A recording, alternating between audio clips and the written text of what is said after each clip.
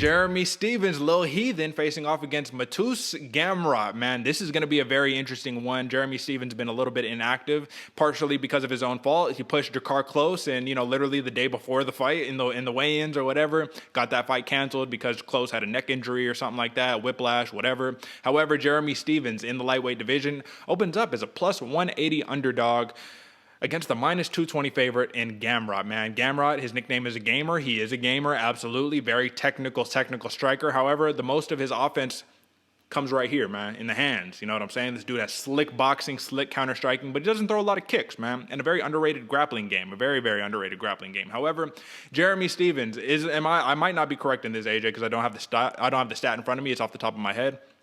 I think he has the most losses in the UFC and like up there for most fights. He's 28-18 in his MMA career. He's 15-17-1 in the UFC. And AJ, this is one of those cases where you normally don't see people under 500 in the UFC. But Jeremy Stephens is sticking around. He's on a 4-fight losing streak, which technically should be 5 because one of them was a no contest. However, let me just ask you before we talk about this one, man, is Gamrot going to send Jeremy Stephens into retirement after this fight? This is exactly what I'm thinking too, Derek, because Jeremy Stephens is hitting that Cerrone level of his career where it's either he's going to be around forever making, being the gatekeeper, just kind of having money fights, or he's going into retirement.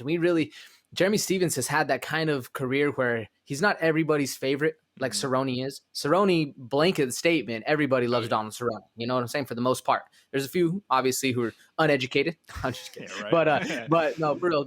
But Jeremy Stephens, man, he has that same thing where he's a dog. This dude can fight. This dude's in it for the kill. He's down to go out in his shield, and we love seeing that for all the fighters. But he's just been having a rough one. So will Mateusz Gamrot actually put Jeremy Stephens into retirement? I don't really know. I don't know if Mateusz Gamrot has that kind of he definitely has that kind of skill level, but I don't know if he has that kind of following to where enough people are going to realize, kind of see what the fight that's going on and switch sides from Jeremy Stephens to Gamrot. I don't really know if that's exactly what's going on unless we see something super crazy. If the gamer shows up, because he is very well-rounded, if the gamer shows up and does something kind of super impressive, maybe we might see it. But I personally think Jeremy Stephens is here for maybe another 1-2 losses. We'll see how it goes because, like I said, he is overall a favorite, like a good Donald Cerrone is. What do you think? Is this his end, or if he loses? Well, I'll say this. I think this is absolutely a must-win. There's no way about it. You know what I mean? You lose 4 straight, you got to even think to yourself, like, God damn, man, what do I need to do to right the ship, So I can understand the urgency in this, and for that reason, I think that's going to lead to me favoring Gamrot in this one. You know what I mean? I'll let the cat out of the bag early. I'm definitely favoring Gamrot, but here's the reason why. You can go back to Gamrot's KSW days, man, where this dude is a former champion, killing the game. He's so technical, man. He's like stopping people with the cumulative damage, and that's the difference here. Stephens has that one shot, puts you to bed type power. Gamrot doesn't. He doesn't really have that power, man. And that's what makes it interesting to me is because if Jeremy Stephens uses a lot of kicks, opens up with big shots, he tries to really knock people out with these strikes, that's just playing into Gamrot's hand, man, because all he does is try to evade, counter-strike, get out the way, move, and do it for 3 entire rounds until he bloodies you up till you're so mad you can't hit the man or whatever the case may be. And you got to think about it. 4-fight losing streak. You know that this is probably it if you lose this one, especially if you get knocked out like you did in your last fight against Calvin Kattar. And what are the differences or similarities between Gamrot and Kattar? They're very similar. Both are really talented boxers. Kattar throws more kicks. Gamrot, he's not very kick heavy. However, he's a much better grappler than Calvin Kattar is. And we saw Kattar start off slow, but once he caught his rhythm, man, he started just picking Stephens apart because, like I said, big winging shots all over the place, man. Stephens is an individual who mixes it up very well, man, but I don't know, man. I think that the pressure is going to be on and that this might influence him to fight a little bit out of character personally.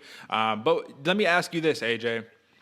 If you're Jeremy Stephens, you're very experienced, man. You've seen it all. You've done it all. Gamrot, he's 18-1, 1-1. So first off, let me point that out. The man is 18-1, dog. Like, there's something to be said about that. Obviously not all in the UFC, but you're very experienced coming in to the UFC. He has more wins he has more wins overall than Jeremy Stephens has in the UFC. It's not quite the same thing, but ultimately, man, If this fight hits the floor, AJ, because Jeremy Stephens, I think he's done a very good job in not allowing his fights to hit the floor. He hasn't given up a takedown in his last 3 fights, and he's secured 3 takedowns in his last 14 fights.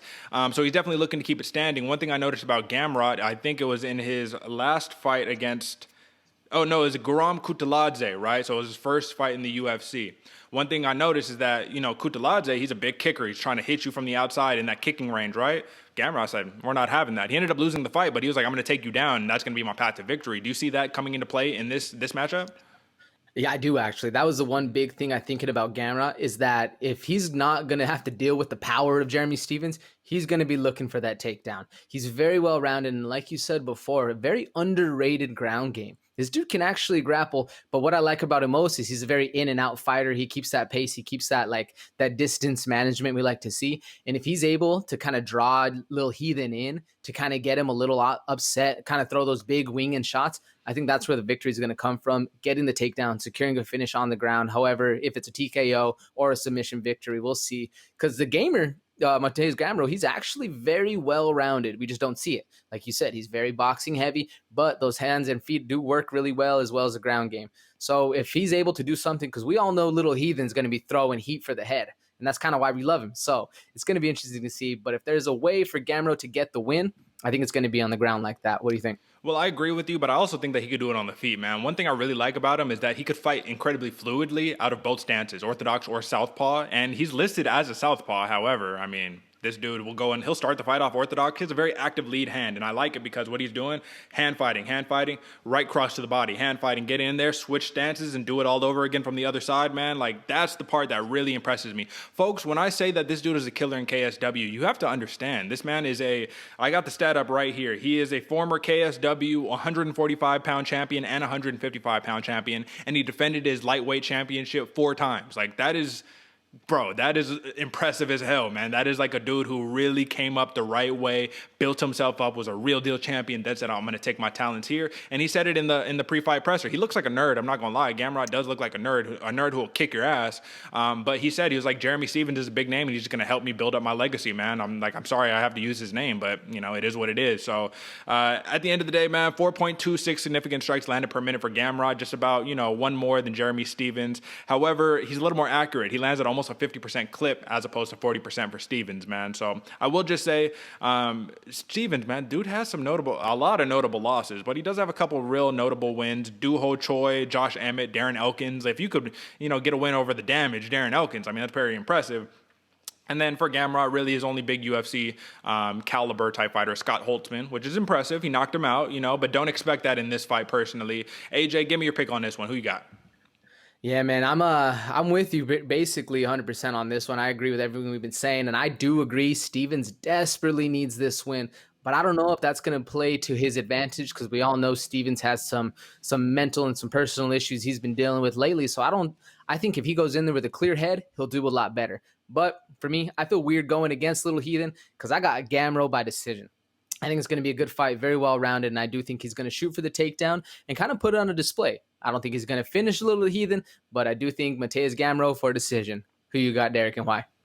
One thing I will say, man, is that in this sport of mixed martial arts and combat sports in general, there is no such thing as a lock. That thing doesn't exist, man, because anything can happen in the cage. However, there's one path to victory that I can actually see Jeremy Stephens winning this fight, even though I am going for Gamrot via decision. And that path is that Gamrot, I consider him to be like a Max Holloway with way less output. And that's my one big issue with him is he doesn't throw his hands a lot, man. Like, he'll sit there, stare in the mirror, and just wait for the counter strike. And Jeremy Stephens, it might be the perfect partner because Jeremy Stephens is going to throw. We know that's what he's going to do. However, if Jeremy Stephens throws and lands and Gamrot just is a little, maybe he's like the Manel Kopp curse, right? Where he's super accurate, but he's just not throwing enough, man. The judges aren't going to put it in your favor. Jeremy Stephens is a much more well-known character in the States than Gamrot is, and that also is going to play in factor, man. You're fighting on away territory, man. You here in America, in Vegas, man. Something we always, I think, just got to kind of take into consideration. But at the end of the day, man, I am going the gamer. I'm going Gamrot via decision. I think that this will be the end of Jeremy Stephens' UFC career personally. I don't think that he'll finish his MMA career, but I do think that this might be the end for the UFC. So with that being said, the 0-4-1 Jeremy Stephens with 1 no contest needs a big win, and Gamrot, he's 4-1, man. first loss was in the UFC. So something to take note of, man.